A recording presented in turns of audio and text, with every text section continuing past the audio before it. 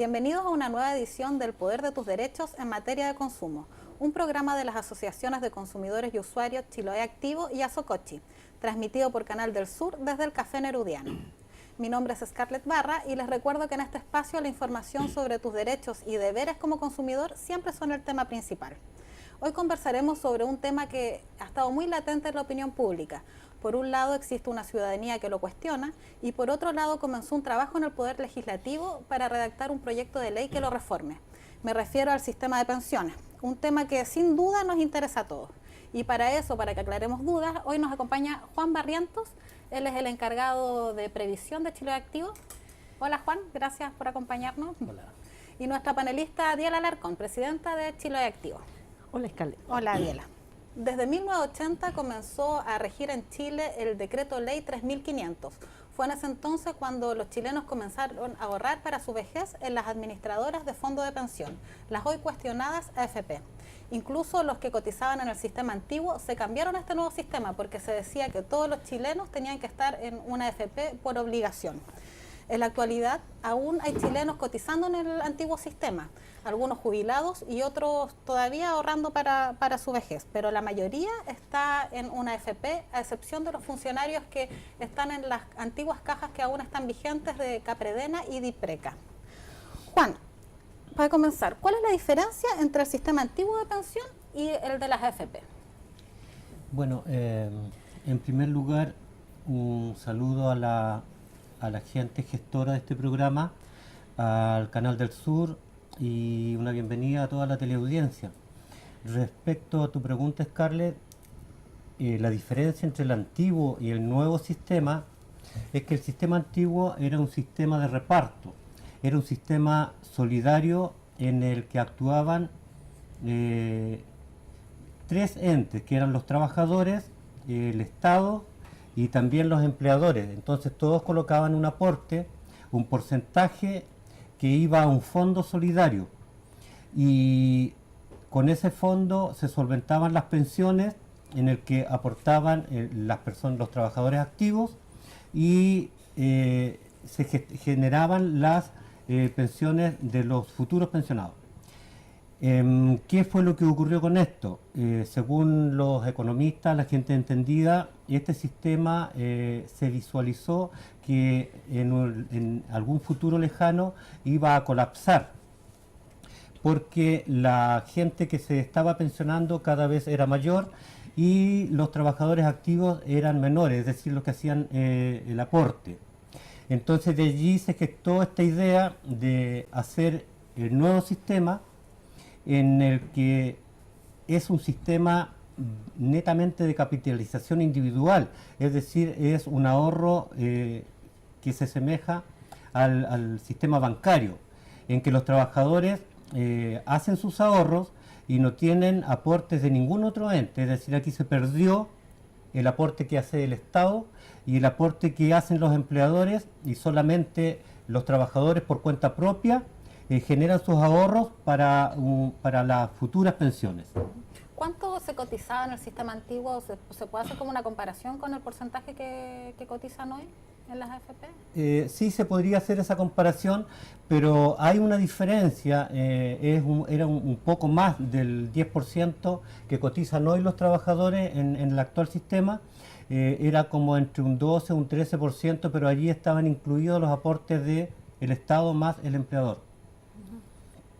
Bueno, en este caso también se cotiza lo mismo en una AFP, pero ese 3% más es lo que uno le paga a la administradora de fondo de pensión por tener tus ahorros. Sí, se suma, aparte de los porcentajes que van netamente al ahorro previsional para la pensión, se tiene que sumar también gastos administrativos y comisiones que cobran las AFP, y hasta hace algún tiempo atrás el seguro de invalidez y sobrevivencia, que en este momento ya no lo están haciendo los trabajadores, sino que es el empleador el que lo tiene a cargo. ¿Cómo funciona el sistema de AFP, como para que entendamos qué pasa con nuestros fondos cuando nos descuentan en la planilla al recibir el sueldo? Bueno, las administradoras reciben estos dineros y como son empresas privadas, estas empresas son con fines de lucro, por lo tanto estas platas se trabajan con el tema de rentabilidades. Son negocios a nivel nacional y a nivel internacional que generan las rentabilidades que tienen que tener en el futuro para los fondos de pensión y también como ganancia para estas empresas que son las AFP. O sea, con los ahorros de los cotizantes, la AFP lo invierten en negocios en el extranjero. Así es, en las bolsas de comercio, en bonos y en todo lo que sea economía de mercado. ¿Cuáles son los elementos que componen la jubilación de una persona? Me refiero a, es lo que cotizas tú, ¿hay algo que da el empleador? ¿El Estado no está dando nada en la actualidad? Bueno, en este nuevo sistema de capitalización, hasta ahora el Estado y los empleadores nos están aportando. Lo que yo te decía antes es de que los trabajadores tienen una cuenta de ahorro allí en la AFP para su futura pensión y es netamente de ellos y tienen que pagar por esta administración que hacen estas empresas.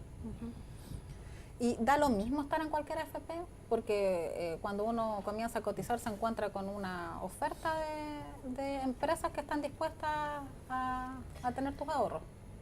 Bueno, ¿En qué nos tenemos que fijar? Es una muy buena pregunta. El tema de que los trabajadores estén en una u otra AFP y cómo uno puede o tiene que elegir esto. Porque se maneja con qué AFP tienen más o menor rentabilidad y cuáles son las que cobran más o menos comisión. Esto lo entregan las AFP con unos certificados que se llaman cartolas cuatrimestrales, que son generadas por la Superintendencia de Pensiones y que las administradoras tienen la obligación de hacer llegar a los cotizantes cada 4 meses. Entonces, en esos certificados se verifica la cantidad de rentabilidad que tienen cada una y lo que cobran como comisión. Son estándares, todas las AFP tienen las mismas cantidades porque son generadas, como digo, por la superintendencia, no por la misma AFP. O sea, todas esas cartolas cuatrimestrales marcan las mismas cantidades de dinero que cobran o las rentabilidades sean negativas o positivas que tienen. ¿Y existe algún lugar donde una persona pueda ir a ver este ranking de cuáles son las que tienen más rentabilidad y cuáles menos en alguna página web? Sí, la página de la Superintendencia de Pensiones la tiene. Es decir, si es que la administradora no le hace llegar a los trabajadores estos certificados, uno los puede solicitar, bueno, vía internet también. Pero yo repito, las administradoras tienen la obligación de hacer llegar cada 4 meses esta información a los cotizantes. Ahora, no todas cumplen con lo que tienen que hacer legalmente, entonces nosotros somos los responsables de exigir esta información para mantenernos informados y para saber elegir en qué administradora tenemos que estar y en qué multifondo tenemos que encasillarnos. ¿Qué es más importante, fijarse en la rentabilidad de la AFP o en la comisión que cobra? Las dos cosas, en forma paralela, claro, porque si bien es cierto, puede ser que alguna AFP tenga una baja comisión que cobre por la administración, también puede ser que en tema de rentabilidad en el último año, en los 5 últimos años, pueda ser la peor. Entonces uno tiene que barajar esas dos posibilidades y ver cuál es la que más le conviene. Eso es resorte de cada persona, ¿no? ¿Y una persona se puede cambiar cuántas veces quiera de AFP? Sí, hasta ahora es así. Y de multifondo también es así hasta ahora. Ahora vienen algunos cambios con la llamada reforma que todavía no se cocina en el Parlamento, pero ahí hasta ahora es lo que, como estamos diciendo. Y sobre los multifondos, ¿qué son los multifondos? ¿Cómo una persona que recién se enfrenta a cotizar, nos podrías explicar? Bueno, los multifondos son los parámetros que exigen los cotizantes en el tema de riesgo de las inversiones que hacen las administradoras. Son 5 letras, de la A hasta la E. Las primeras letras de los multifondos son inversiones altamente riesgosas. Normalmente son inversiones en el extranjero en el tema de las bolsas de comercio, en el que hay muchos factores que influyen para demostrar la volatilidad que tienen. Y las otras letras cercanas a la E, D, E, son menos riesgosos. Normalmente ahí se negocian bonos, qué sé yo, ese tipo. Entonces, en las primeras letras normalmente, si es que las rentabilidades son positivas, puede ser alta la ganancia de los trabajadores y de las administradoras, pero si es negativa, también es muy alta la pérdida. No es así en los fondos menos riesgosos, en las últimas letras, porque las ganancias y las pérdidas son menores en el tiempo. Claro, esto quiere decir entonces que en cada fondo depende cómo van a hacer negocios con tu ahorro. En el A me imagino que es el ahorro completo que va a la bolsa. No. O depende de dónde no es tan invierten. así, las inversiones las hace derechamente la AFP, o sea, nosotros Claro. no tenemos injerencia ninguna de los trabajadores como para decir esta cantidad de dinero en este negocio. No es así, las administradoras son las que manejan todo eso. Lo que hay que tomar mucho en cuenta es de que nosotros somos los responsables de ver en qué fondo tenemos que estar. Por ejemplo, las personas que son arriesgadas pueden estar en los primeros fondos, los que son más conservadores, digamos, pueden estar en los últimos fondos y no arriesgar sus dineros en caso de pérdida para que no sea tan alta. ¿Tiene que ver con la edad, con cuánto te falta para jubilar? Debería ser así, por la edad, porque normalmente las rentabilidades en este actual sistema es a largo plazo. No es a corto plazo. En un corto plazo, por ejemplo, pueden haber pérdidas sustantivas, pero a largo plazo siempre tiende el parámetro como a ir en su vida. Entonces la gente joven normalmente debería, pero eso es resorte de cada persona, estar en los primeros fondos, porque tienen mucho tiempo para recuperar pérdidas si es que las hubiera. En cambio, las personas como nosotros, como yo, principalmente no ustedes que son más jóvenes, que nos falta poco para llegar a la edad de pensionarnos, tendríamos que estar en los fondos más conservadores, más pasivos, por el riesgo de las pérdidas. Y el C sería como el término medio. Claro, es decir, si yo no soy ni muy arriesgado ni muy pasivo, tendría que estar como al medio para manejarme en ese aspecto. Bueno, este es un tema que, a pesar de lo importante que es muy desconocido por las personas que estamos directamente relacionadas con él. Así que vamos a ver ahora qué opina la comunidad sobre las AFP, si sabe con cuánto va a pensionarse o si cotizan en una AFP.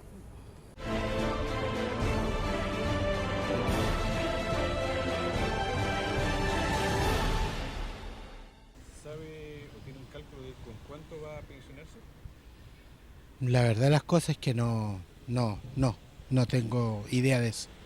¿Usted cotiza en una AFP? No, ¿Sabe con cuánto va a pensionarse? no, porque no espero jubilación. ¿Cotiza usted en AFP? No, ¿Sabe con cuánto podría pensionarse? no tengo idea. ¿Usted cotiza en una AFP? Sí, ¿Sabe, en Pruvia. ¿Sabe con cuánto va a pensionarse? Ah, ¿Sabe con cuánto va a pensionarse? no, yo me pensé no. ¿Usted cotiza en AFP? Sí, por supuesto. ¿Sabe con cuánto va a pensionarse? No, ni idea. ¿Cotiza usted en AFP? No, en el sistema antiguo. ¿Sabe con cuánto va a pensionarse? Sí, ya correcto, ya estoy pensionado y sé lo que estoy sacando ya.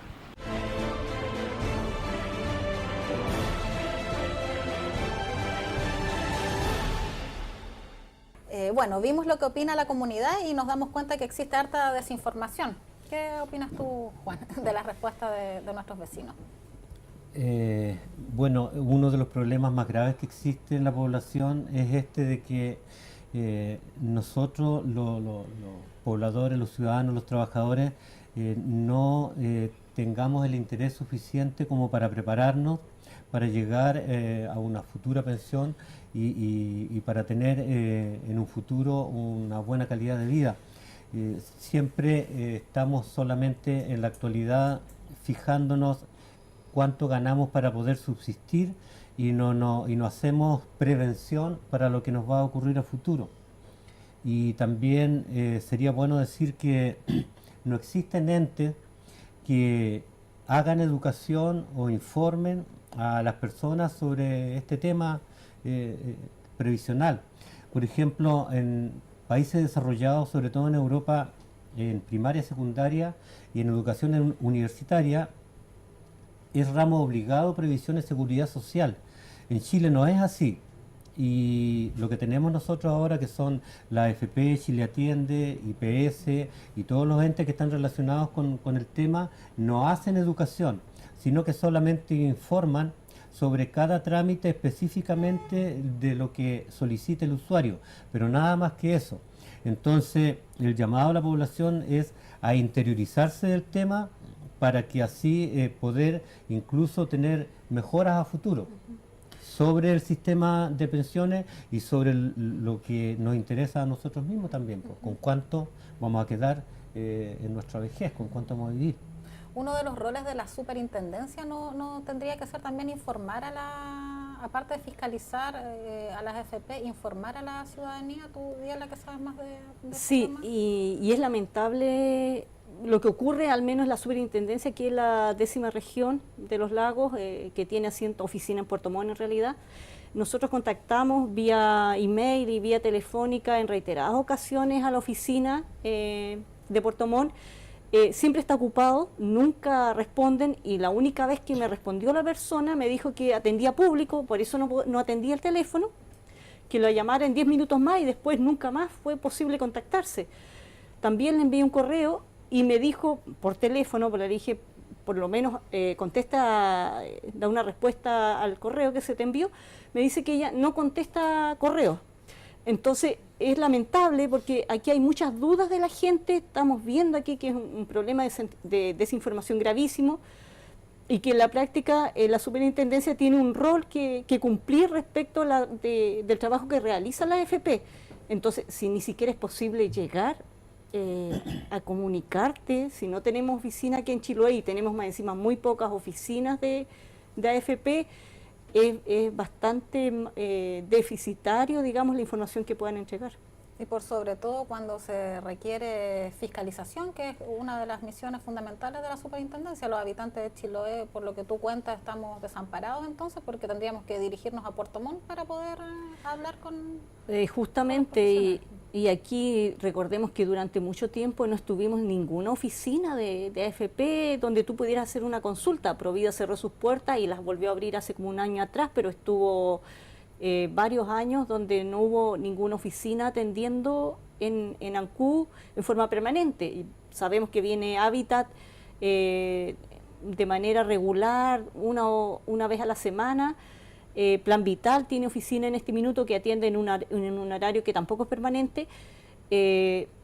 Entonces, es lamentable de que los recursos, que son nuestros recursos, porque son los recursos que aportamos nosotros mensualmente y que se descuenta del sueldo de los trabajadores, ni siquiera se tome en cuenta esta situación de que nosotros estamos en lejanía, somos un archipiélago, de que pudiéramos tener más acceso a la información. Eso en el caso de Ancud, ¿cierto? ¿En Castro hay más AFP funcionando, sí, oficinas en Castro hay más oficinas funcionando, pero igual para nosotros es desmedro, porque en la práctica tienes que movilizarte hacia allá para hacer cualquier trámite.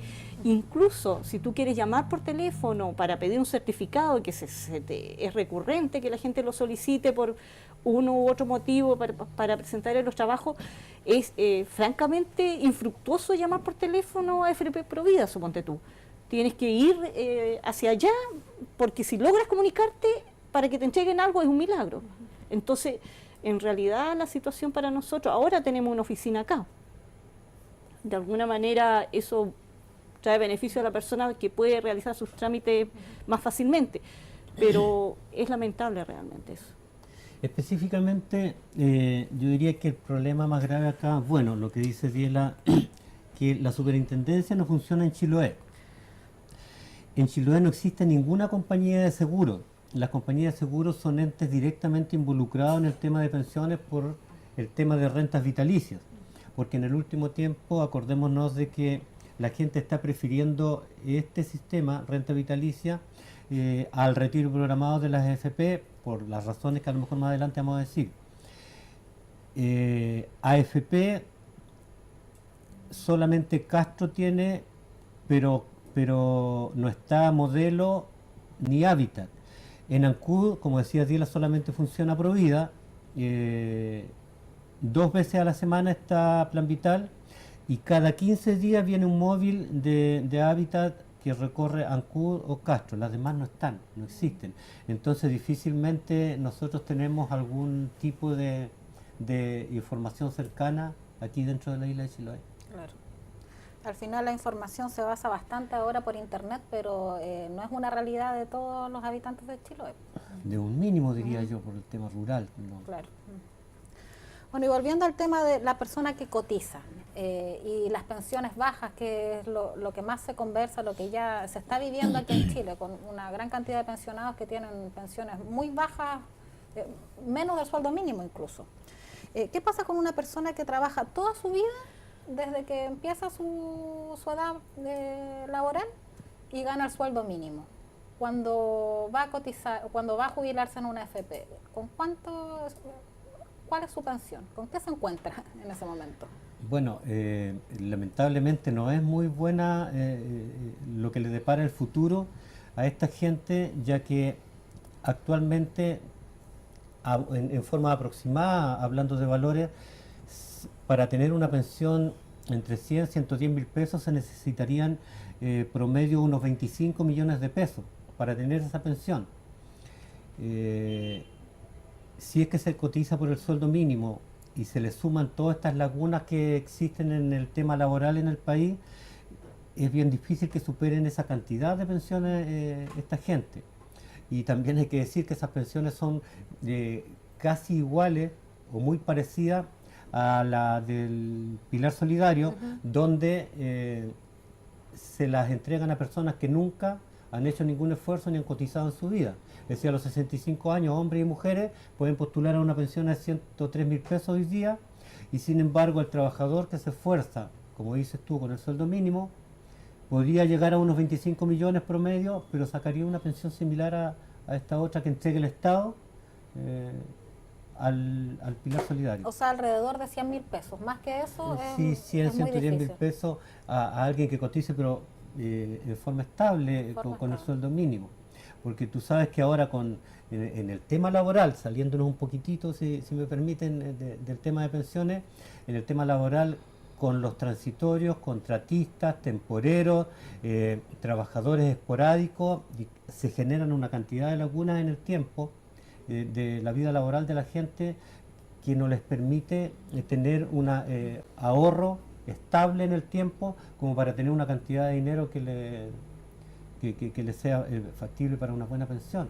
Porque si yo te digo que con 25 millones de pesos vamos a tener una pensión de 100 mil pesos en el tiempo, quiere decir que te necesitas 50 para tener 50 millones para tener 200, y así sucesivamente. O sea, con 100 millones tiene una pensioncita de 400 mil pesos. No es muy como para entusiasmarse.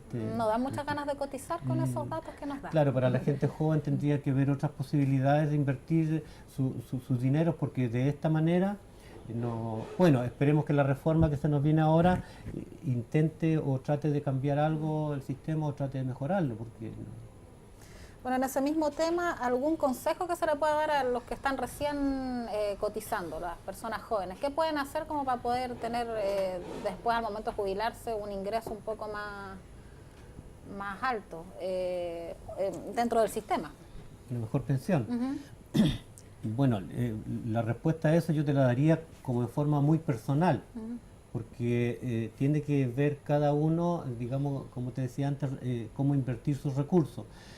Yo diría que a la juventud hoy día les conviene mucho en forma paralela ahorrar a los que le descuentan de su trabajo para el tema pensión.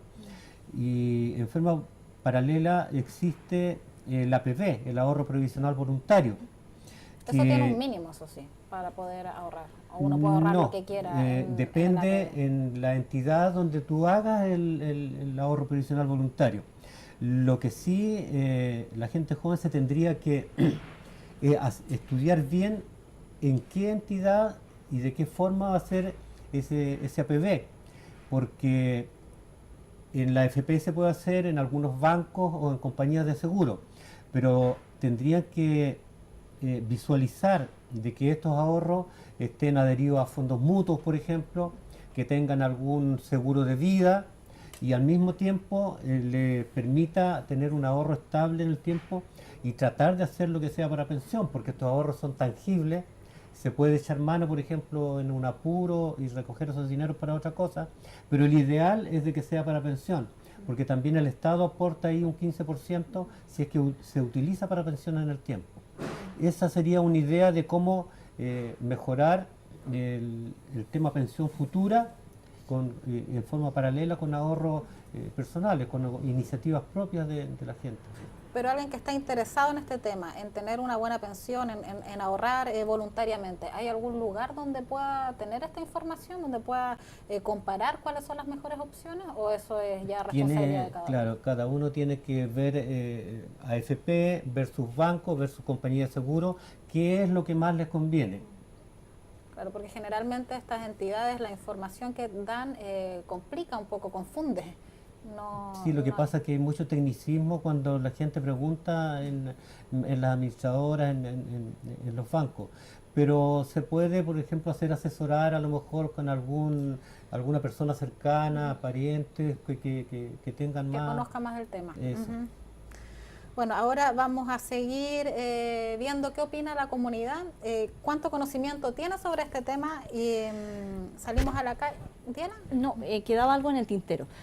Hay algo que no se ha planteado y es el hecho de que si tú en este minuto estás cotizando es decir, estás trabajando con boleta de honorario, existe la posibilidad, digamos, cuando tú emites la boleta en la página de impuestos internos, de que tú, dice claramente, usted puede optar de enviar una declaración jurada de renunciar a la cotización, porque si no lo haces, si tú no envías esta declaración jurada diciendo que tú no deseas cotizar, y esto solamente va a ser hasta el 2018, simplemente si tú estás generando boletas de honorario, cuando venga la devolución de renta el año siguiente, va a haber un descuento de las imposiciones.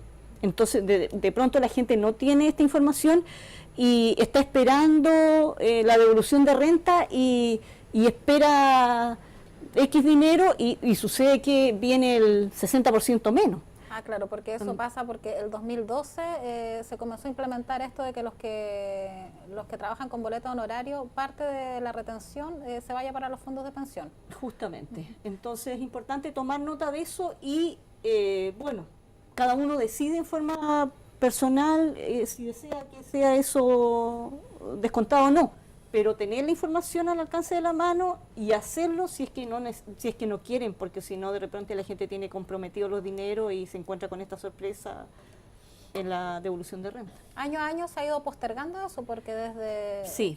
Iba a ser hasta el 2015, después 2016, 2017 y 2018. Ahora se alargó hasta el 2018. Bueno, atentos antes de hacer una boleta de honorario. Como dice Diela, en el mismo portal de impuestos internos te da la opción de enviar esta declaración jurada. Y ahora sí vamos a ver qué opina la comunidad sobre un tema que es importante también. ¿Qué pasa con los fondos de pensión cuando uno fallece? ¿Qué se los deja la AFP o los hereda? Vamos a ver lo que opina la gente sobre esto.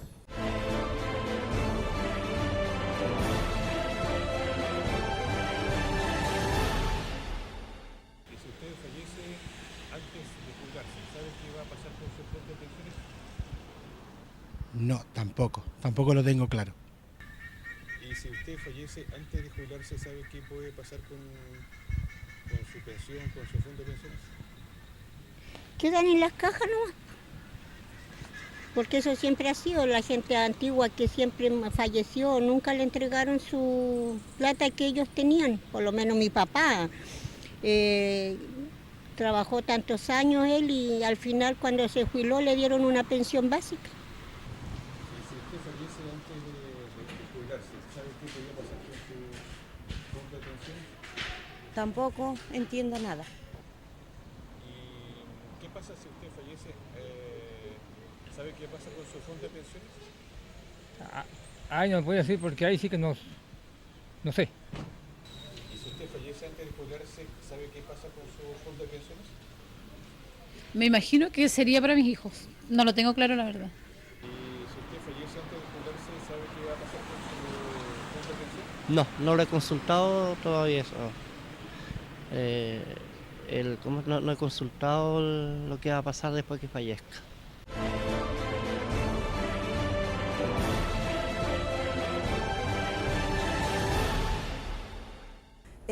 Mucho desconocimiento por lo que vemos en la opinión de la comunidad sobre qué pasa con los fondos de pensión cuando uno fallece. Lo que yo ahorré, una persona que ahorró toda su vida, está a punto de cumplir 60 años y por alguna razón deja de existir. ¿Qué pasa con esos fondos? A ver, los fondos de pensión para las personas que no están pensionadas todavía constituyen pensión de sobrevivencia a sus beneficiarios. Los beneficiarios son en este caso el cónyuge, la cónyuge o los hijos menores de 18 años o menores de 24 siempre y cuando estén estudiando. Es decir, Sí. si fallece una persona, el cónyuge tiene un 60% de pensión de sobrevivencia y cada hijo tiene un 15%. Ahí se barajan varios porcentajes, si es que es inválido algún hijo no, pero constituyen pensión. En caso de que no existieran beneficiarios, no existiera cónyuge ni existieran hijos que En ese sean, rango de que edad. sean beneficiarios, en ese caso constituye herencia, disculpa, en retiro programado. En renta vitalicia, cuando ya están pensionados, es algo muy parecido, pero son periodos garantizados que la gente cuando se pensiona tiene que dejar estipulado que garantiza esas platas a ciertas personas, a cualquiera, aunque no sea familiar, a nietos, qué sé yo, parientes o a cualquier persona, a uno o a varios. Entonces, en caso de fallecimiento, al no haber beneficiario, las personas con periodo garantizado retiran esas platas en la compañía de seguro, en renta vitalicia. Y repito, en la AFP, en retiro programado, constituye herencia. ¿Y eso Y es cómo? la herencia normal como cualquier otra. ¿Le dan toda la plata o se la Claro, dan? la pueden retirar siempre y cuando no existan beneficiarios Claro. de pensión. Ujú. Cuando no hay. Constituye herencia por un lado, periodo garantizado por el otro. Así funciona. ¿Y cuál es la diferencia entre el retiro programado y la renta vitalicia? Buena pregunta. Bueno, el retiro programado es, la palabra lo dice, retirar programadamente los dineros que uno tiene ahí ahorrado. Por ende, se da por entendido de que a medida que uno está retirando mensualmente esa pensión, ese fondo se va disminuyendo en el tiempo. Por lo tanto, la pensión también va disminuyendo y han habido muchos casos actualmente y anterior a la fecha actual de que se terminan esos dineros y la gente está obligada a ir al pilar solidario, a las pensiones asistenciales, estatales, como se les llama. O sea, el dinero que ahorró se lo dan en cuota hasta que se acaba y Hasta que ahí se quedan termina. sin pensión. Claro. ¿Y la renta vitalicia? Y la renta vitalicia es una renta fija en UEFs de por vida. Es decir, es un contrato que la persona hace con una compañía de seguro y se transforma en eso, en una pensión de por vida en UEF. ¿Todos podemos optar a eso? ¿Los que Siempre y cotizan en una cuando, AFP? siempre y cuando tengas aproximadamente sobre 25 o 26 millones de pesos. Los que no se están obligados a quedar en la AFP en retiro programado.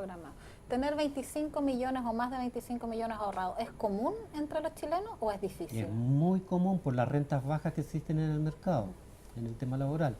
25 millones es poco, Claro, entonces. y hay muchos también, hay miles de trabajadores que no alcanzan a llegar a esas cantidades y tienen que quedarse ahí en la AFP pensionados.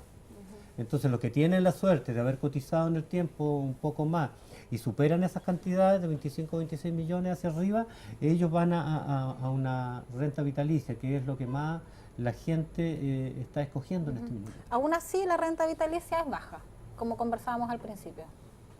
Dependiendo de los fondos que tengan. Dependiendo de los fondos, claro. pero una persona que tiene alrededor de 25 millones, hablamos entonces de alrededor de 100.000 pesos de pensión. Y fracción. Pero el que sea en AFP es variable, va subiendo. En el tiempo, la AFP te entrega al principio. Perdón, en UF. En UF, El sí. que sea en UF es variable, quiere decir que mes a mes va subiendo un poco. Sí, normalmente la UF tiende a subir, muy poquito, pero tiende a subir por el problema de las deudas hipotecarias que existen. Entonces, al tener esa cantidad de deudores, al sistema no le conviene que la UF baje. Entonces, como las pensiones son en UF, tienden a subir, pero muy poco, no alcanza a cubrir, qué sé yo, el alza del costo de la vida y esas cosas. Nos has mencionado harto el pilar solidario, que esto es parte de la última reforma previsional que se hizo hace algunos años atrás. ¿Nos puedes contar en qué consiste? Bueno, el pilar solidario vino un poco como a reemplazar esas pensioncitas que existían antiguamente, que se llamaban asistenciales, que las entregaban las municipalidades. Entonces, partió el pilar solidario hace algunos años atrás, en el que consiste en que la gente que nunca ha cotizado a los 65 años tenga una pequeña pensión que se la entrega el Estado. No importa que no haya cotizado nunca, sea hombre, sea mujer, la edad es a los 65 años.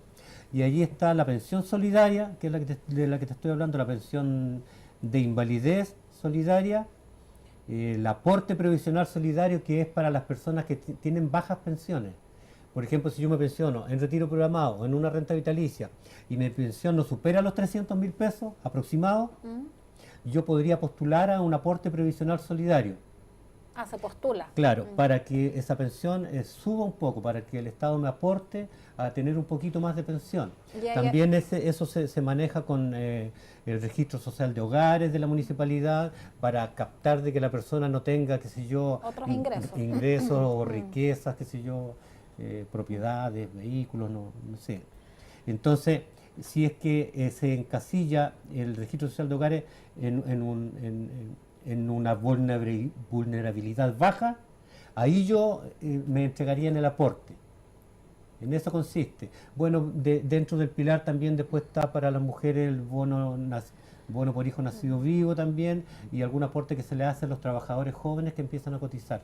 Eso en el fondo. Y desde los 65 años se tiene... Hacia arriba. Hacia arriba se tiene... La posibilidad de postular a eso. Sí, incluso las mujeres, no es de los 60 años. No. De los 65 hacia arriba es el pilar solidario para todo el mundo. Para todo el mundo. Claro. La pensión, el tema de los 60, 65 mujeres, hombres, es para la pensión efectiva.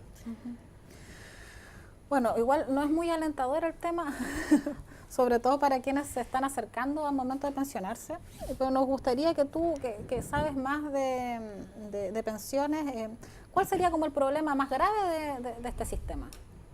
Yo diría que el problema más grave que tiene el actual sistema, que es discriminatorio.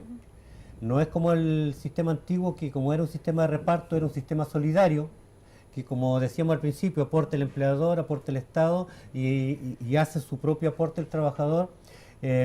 Aquí no, o sea, el sistema mismo discrimina porque, por ejemplo, los trabajadores del sector educación y del sector público, hay una tremenda diferencia entre los trabajadores del sector público y los trabajadores del sector privado de estas entidades.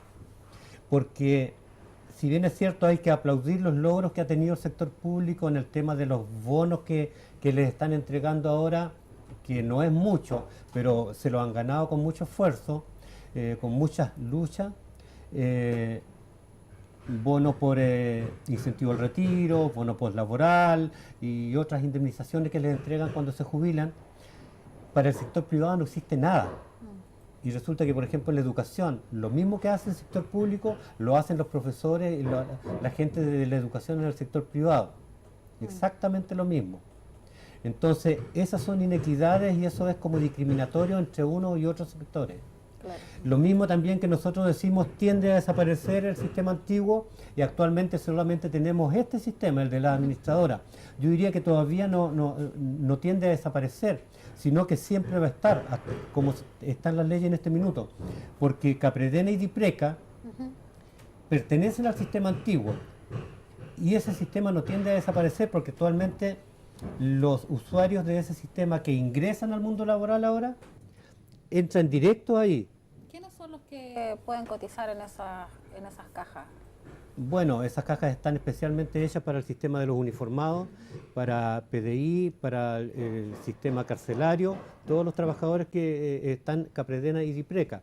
Como les repito, en este caso es mucho más discriminatorio que lo anterior, porque esta gente, sus pensiones son muy cercanas a los últimos sueldos que reciben cuando se retiran, y por otro lado se pensionan entre 20 o 25 años antes que un trabajador normal, como un trabajador de la rama de la producción o de los usuarios de la educación o la salud. Entonces ahí está a lo que digo yo, de que un problema más grave que existe es la discriminación del sistema actual de pensiones. Particulares, públicos y sistema antiguo, sistema nuevo, por el tema de que la idea personal sería de que si existen estos dos sistemas, el antiguo y el nuevo, Capredena y Dipreca por un lado y sistema de capitalización por el otro, a los trabajadores, un país democrático les debería decir, elijan dónde quieren estar. Y no obligarlo a estar en una parte donde ven en desmedrado sus pensiones futuras en comparación con los otros, que son privilegiados o vaquitas sagradas. Bueno, todos sabemos que en los años 80, cuando aparece esta nueva ley, a mucha gente se le dijo que era obligatorio o se les engañó para cambiarse a una AFP. Y precisamente, a algunos trabajadores se les obligó a cambiarse al sistema nuevo, a otros con engaño se les cambió.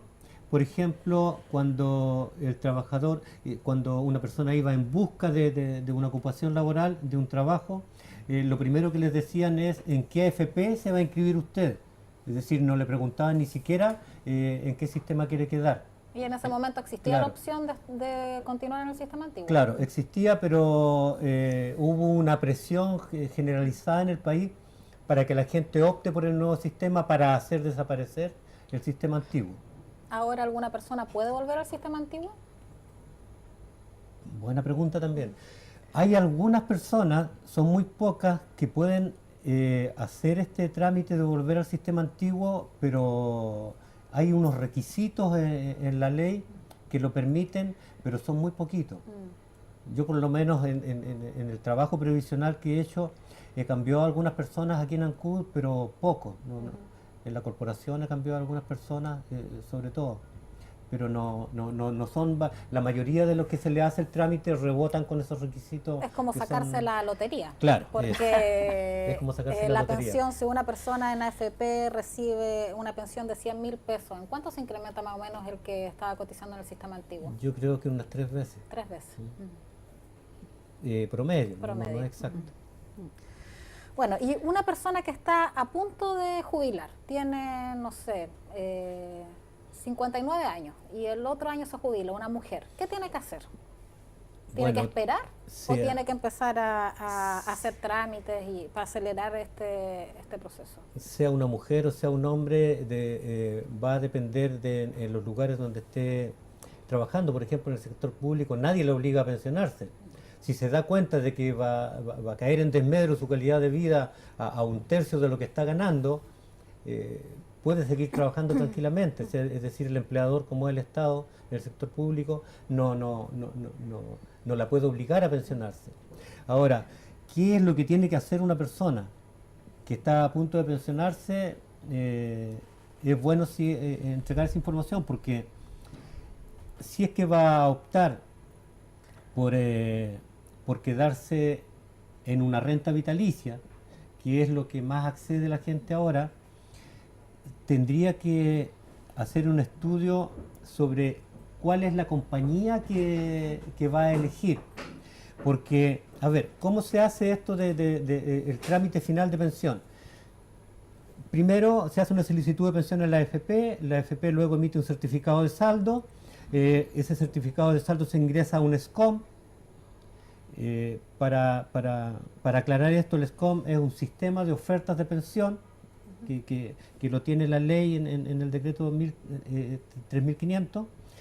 En ese SCOM postulan alrededor de unas 10 o 12 compañías de seguro postulando a quedarse con ese futuro pensionado. Y postulan las 6 AFP, no solamente en la que está inscrita la persona. Entonces, todos ofrecen un monto de pensión. Pero postulan para que uno lo elija. Claro, para que la persona, cuando le llega su SCOM, carta certificada a su hogar, entonces hace un estudio de su SCOM, todas estas compañías de seguros me ofrecen, estas AFP me ofrecen, ¿con cuál me quedo?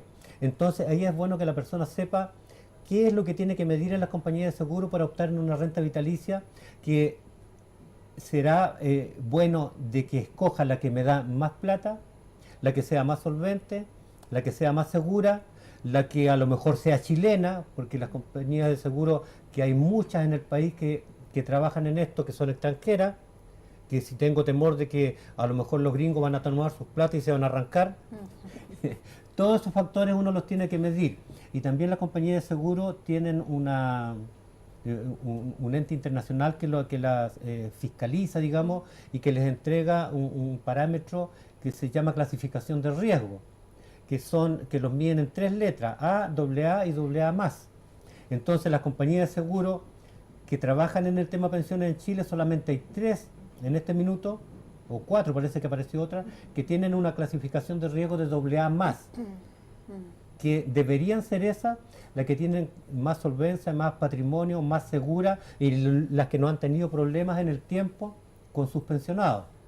Y las otras no tienen esa clasificación de riesgo. Entonces eso es lo que tiene que saber la persona, que se tiene que informar para que al final haga su trámite en forma segura y no tenga algunos tropezones por ahí que le caigan en el desmedro su futura pensión. Bueno, Chiloé Activo, la Asociación de Consumidores y Usuarios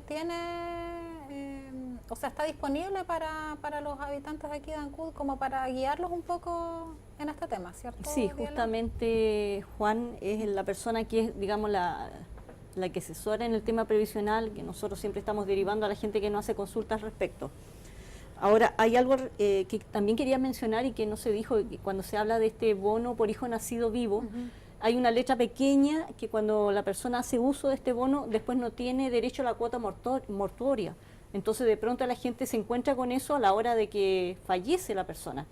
Porque todo habitante que tiene una pensión, es decir, todo ciudadano que tiene una pensión tiene derecho a la cuota mortuoria. Pero ¿y si tienes el bono por hijo, no? Si tienes el bono por hijo, no tienes ese derecho. Entonces, eso tienen que saberlo, porque después se encuentra con la sorpresa, porque son sorpresas desagradables en un momento muy difícil de la vida de las personas. Así que es importante fijarse en la letra pequeña. ¿Y el bono por hijo, entonces uno si quiere lo sí, cobra? Tú puedes optar o no puedes optar por ese bono. Es algo que tú decides usar o no. No es algo que se te obligue, pero teniendo claridad de qué va a significar también en el futuro. Claro. Bueno, ya en el poquito tiempo que tenemos de programa, quisimos aclarar un poco las dudas respecto al tema de jubilación. Y actualmente este sistema nos deja como con harto temor de cuando llegue el momento de pensionarnos, y por eso es importante como deber de nosotros el informarnos bien. Este año podemos informarnos respecto a las posturas de nuestros 8 candidatos a presidente, ver qué proponen en el tema de pensiones, para que podamos tener de repente un poco más de seguridad. No sé, Diela, tú... Sí, bueno, ahí es llamado a informarse.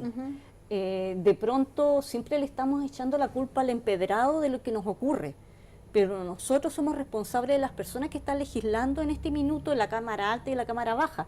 Somos responsables de la persona que está de alcalde en un municipio. Somos responsables del presidente de un país, porque las personas estamos votando por esa persona. Entonces, de pronto... si tú no sabes cuál va a ser la postura frente a este proyecto de ley, no te informas cuál es este proyecto de ley, qué significa, en qué vamos a mejorar, en qué nos va a perjudicar, de pronto tú ves que todo lo que de pronto aparece como proyecto de ley tiene un gran peso o un gran favor hacia el empresariado más que al ciudadano común y corriente, y eso no es algo que que se nos ocurra ahora de manera particular, sino que es algo voz populi que todos sentimos y que ha significado estar mucha gente en la calle, no solamente por el tema de las AFP. Entonces, pero antes de estar manifestándose, informarse realmente, saber lo que significa este proyecto de ley y saber cómo va a votar, porque el que legisla es un proyecto que sale del Ejecutivo, pero el que al final discute y aprueba son las cámaras. Se van a elegir diputados. ¿Qué va a pasar con los senadores? ¿Qué va a decir frente a ese proyecto? Entonces, también hacer ahí, cuando vienen a pedir tu voto, bueno, pedir qué va a hacer al respecto, cuál va a ser la postura y que la clarifique. Entonces, es importante hacer valer también nuestros derechos y informarse. Y justamente ese es el trabajo que estamos realizando ahora, y esperamos que les sirva en realidad. Bueno, el llamado entonces a informarse, saber las posturas de los candidatos, de los que nos van a gobernar, y si no las tienen, exigirlas. Justamente. Sí. Informarse. Bueno, agradecemos a Juan por habernos aclarado tantas dudas. Gracias por acompañarnos. Diela, siempre gracias también. Gracias. Y a ustedes los esperamos, ojalá nos acompañen en una próxima edición del Poder de tus Derechos.